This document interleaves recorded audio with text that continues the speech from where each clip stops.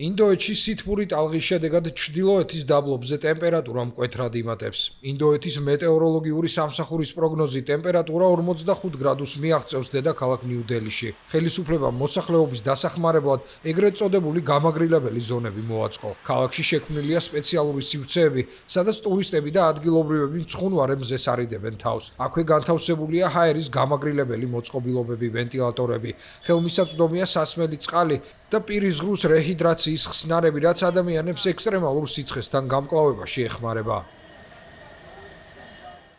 აქ ძალიან ცხელა, ტემპერატურა ძალიან მაღალია. ბავშვის ველი ტილოთი დავზილე, მზის სხივები ძალიან მწველია.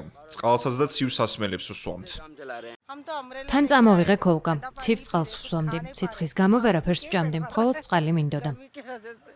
მეტეოროლოგიური დეპარტამენტი იუწყება, რომ უახლოეს დღეებში ჩრდილოეთის რამდენიმე რეგიონში სავარაუდოდ ძლიერი სიცხე შენარჩუნდება და ტემპერატურა სეზონურ საშუალო მაჩვენებელზე გაცილებით მაღალი იქნება. ხელისუფლება მოქალაქეებს მოუწოდებს დღის ყველაზე ცხელ პერიოდში სახლში დარჩნენ სიცხესთან დაკავშირებული გართულებებისგან თავის ასარიდებლად.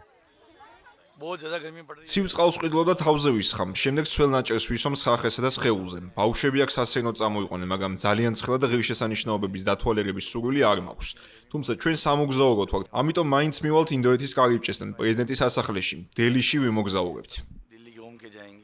უტარ-პრადეშის შტატის ზოგიერთ ნაწილში ინდოეთის ყველაზე გადატვირთული გზები და ბაზრები შუადღისას დაიკეტა, რადგან ხალხი სახლში დარჩა. ზოგი მოვაჭრე კი სამუშაოზე დილა ადრეან გამოვიდა. ფერმერები ღამით მუშაობენ, რადგან დღისით შეუძლებელია რამის კეთება. სიცხის გამო შეფერხდა სკოლების მუშაობა, რამდენიმე რაიონში ხელისუფლებამ სასწავლო პროცესი შეაჩერა და ზაფხულის არდადეგები დროზე ადრე გამოაცხადა, რადგან სამშაბათს ქალაქ ბანდაში მაქსიმალურმა ტემპერატურამ 48 გრადუსს გადააჭარბა.